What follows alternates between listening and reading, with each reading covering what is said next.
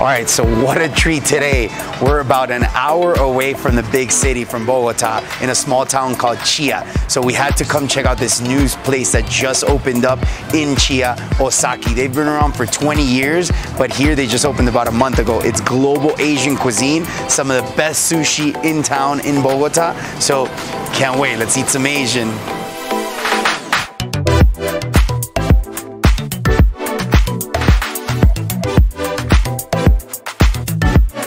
All right, so I'm here with Jose Choconta, which his boys call him Choco, so we're gonna call him Choco, right?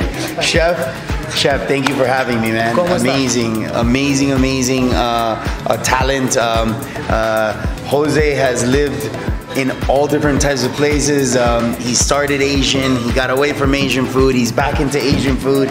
He's been in Peru, in Argentina, in Mexico, Thailand. Thailand is what brought you back and all this. A vivir en Argentina, estudié, empecé a conocer, después me mudé a Perú, a trabajar, a conocer mucho la gastronomía que trabaja con Rafael Osterling acá aquí en Colombia. Me mudé a Perú, hice pasantías en Puyol, de Oro, Máximo. That's in Mexico, one of the best restaurants in Latam's 50 Best. Exacto. Luego vengo a parar en Osaki, después de estar 4 años ya acá en el grupo Takami. Fui de vacaciones, no un tema gastronómico, sino volví a encontrar esos sabores en Asia, en Tailandia, en Beijing, que hicimos un par de quedadas.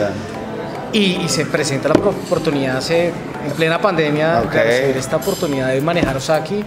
Y se alineó la vaina para volver a ese origen que me encantaba la comida asiática, pero con los viajes fuimos yéndonos por otras líneas gastronómicas. So what he's saying is unbelievable. He started off, he was working at another restaurant, was called Black Bear, but he took some vacation, but he went through Asia, he was in China and Beijing, he ended up in Thailand, and I guess his roots for that Asian love kind of came back, and at the same time the opportunity for Osaki. Tenemos la trazabilidad del producto, porque trabajamos con un sello de pesca responsable a nivel Latinoamérica. Responsible fishing, which is very, very important. Que hoy tenemos medalla de oro porque nos certificamos.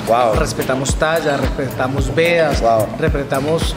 Hay especies que están en riesgo, entonces no las consumimos. Total. And that's big. Like what he's talking about, he's just a responsibility as an industry leader, as a chef, and as a group, for them to be able to go that far of if the fish is extinct, they don't consume it. If it's having troubles, they don't consume it. Consuming it from responsible farming, from fisheries that are kind of more on the sustainable side, I think is extremely important. Bueno, vamos a cocinar. Right, let's do it. We have here, it smells amazing. I smell some seafood, I smell some pork, I smell some chicken. So I'm gonna start with the Bowel Buns. So this is kind of their starters. So these Bowel Buns are amazing. I almost call it like an Asian empanada almost. So it's made pretty much of flour, water, and then this is a fried chicken. Looks like some pickled cucumbers, some fresh cilantro, and some Kung Pao sauce, which is Chinese. So, and this is gonna be good. I'm excited. Oh man, I almost feel that the chicken's like in a brine. You have a little kick. It almost has like a Thai chili sauce around the fried chicken. It's very, very light on the crispiness. The cilantro gives it a lot of freshness, and the cucumber is freaking amazing. These Bowel Buns, they make them here in house. This is crazy. Like, making a Bowel Bun is no joke. It's got a specific technique. It's got a specific way of doing it. Look, check this out. So this is bondiola. This is pork, which is kind of what they call the nuca, right up here, on the neck part of the pork, which it's got a lot of fat. It's very fatty. It's very see, look at that. So that's kind of like a loin. It's got some lettuce, and it's they kind of put it in some Asian sauce. So let's try it. It's got cilantro, cucumbers again. All right, so let's go ahead and try this one. So this is shrimp, and he kind of marinates it in a mojo, and then he puts it around an egg spring roll, which beautifully done. Definitely very, very clean. It comes with this little soy sauce or like a little marinade. So let's kind of try it. So the shrimp is like perfectly cooked. The outside wrap, awesome. So it tastes like, I taste some ginger, because he did say it was mojo lime. It was lime, ginger, a little. So I'm gonna try these tacos that look ridiculous, but with these tacos, you gotta enjoy a cocktail, man. You gotta enjoy a cocktail. So a traditional, you gotta enjoy a cocktail, man. So we got a penicillin.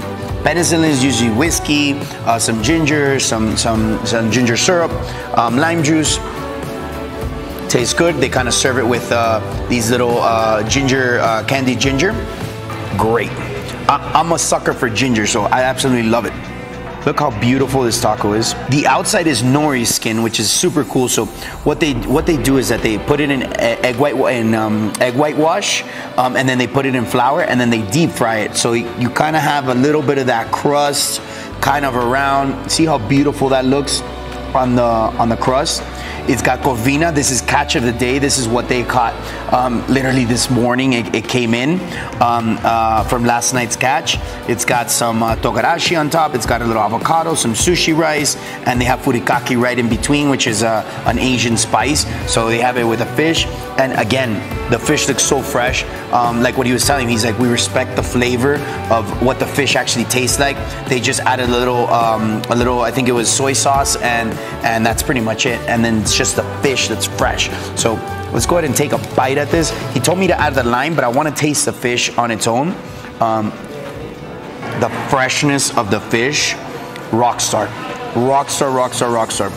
Wow, and just a little bit of the avocado just gives it that buttery bite as I'm eating it.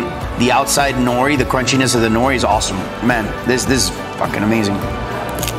The lime juice gives it a little bit of that citrus. I kind of like it without the lime juice. I like to taste more of the fish. This is awesome.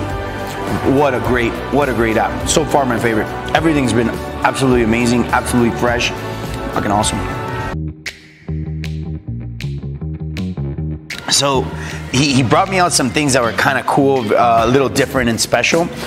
So this is kind of beef tenderloin on the outside. So you kind of see the beef on the outside. He's got shrimp tempura inside. And then he also has tempura or battered onions with avocado. So that sounds kind of interesting. But then I think this is some kind of like, I don't know if it was kimchi aioli or I don't remember what he told me, but let's go ahead and try it. Looks with beef outside. It's kind of interesting, it's different. All right, so this one's kind of special because you have kind of like again, it's like a surf and turf, all wrapped up into a sushi roll. You have the crunchiness of the onions, the crunchiness of the tempura on the shrimp, and then you have kind of the meaty flavor, so it's kind of a combination of everything. I fucking love it. I'm gonna add a little soy sauce to this one. I didn't add a soy sauce to the other one. We just add a little bit of soy sauce. Let's try it. All right, so it's nigiri. So again, it's just brushed with some fermented, almost like similar to kimchi. They have the paste and then they just make it a little sauce over it. So they kind of just drizzle it and then he torches it. So the salmon is kind of partially cooked, but it's still like very raw, which, I mean, it just looks phenomenal. The salmon looked, I was back there, the salmon looks so fresh. So I'm excited for this one. I'm gonna dip it just a little bit into soy sauce, but I'm gonna, not too much. The rice holds up. I mean, that's pretty fucking rock star. So the salmon just literally melted in my mouth. I don't know if this is the belly part of the salmon, but damn, that shit was fucking fire. Wow. All right, so this is something even different. So it's called a ceviche sushi roll. So I'm assuming on top it's got some I guess it's corbina on top. It's got some shrimp tempura. It's got a little avocado, and then it's got almost like this sauce on top. I don't know what it is, but let's try. I'm gonna try it first by itself. Going back to the freshness of the fish, it's absolutely amazing. So You got a little bit of avocado, which for the creaminess.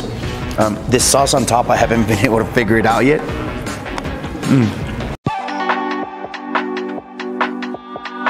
So this is their vegan version. So this one has, like, you can kind of see. So it's got sun-dried tomatoes. It's got some avocado, asparagus, and what was the other? I forgot what the middle. Oh, eggplant. It's eggplant. That's crazy. So this one's the vegan one.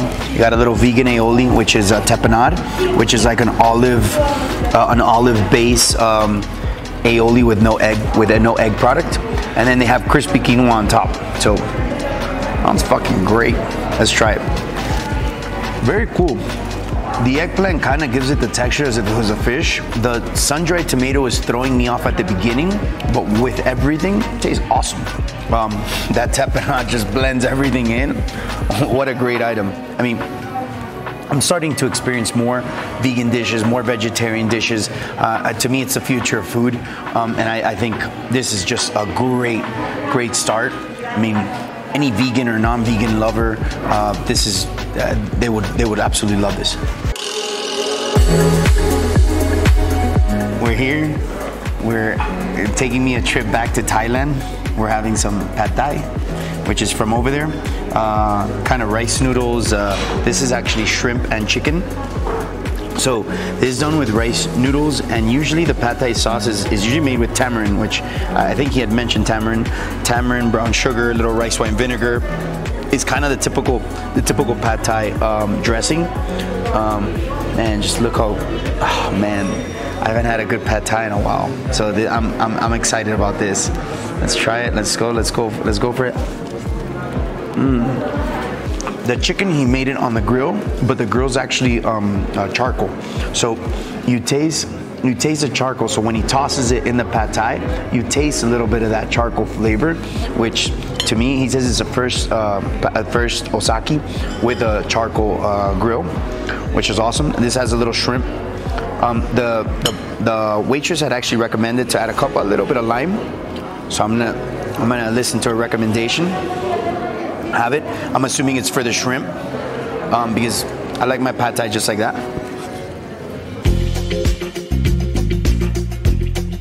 Obviously, this place is known for sushi, which is a lot of seafood, the nigiris, the makis, just everything fish. So we kind of threw a little spin on it. Of course, this is all Asian, so we kind of asked for Pao Chicken, which freaking looks ridiculous, and it almost looks like it's gonna be one of my favorite dishes, which I'm embarrassed to say because I mean I know this place is known for the seafood, but this thing, it smells amazing. It smells ridiculous.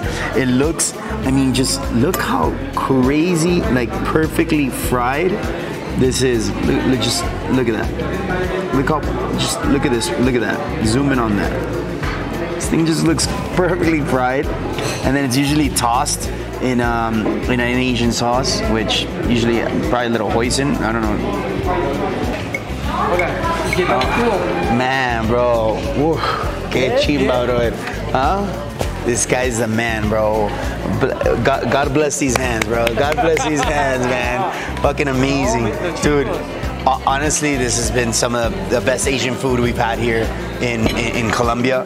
It's fucking out of hand, out of control, every flavor, and it's true what you said, like everything is very global. Like I didn't feel one type of cuisine, I didn't feel too much Chinese, I felt Thai, I felt Japanese, I felt like a combination of everything. And even though it's all kind of Southeast Asia, they're also different. You know, they're also very different. Everyone has a different flavor, and I just thought it was unbelievable, man. What a great experience! Congratulations, man! Like fucking rockstar. Come and check him out, Chef Jose, or if Chef Choco, you can call him. As for Chef Choco, amazing experience. Osaki, thanks to you guys, to Takami, has been an unbelievable experience. I'm gonna come back over and over and for some good Asian food. So till next time, guys, thanks.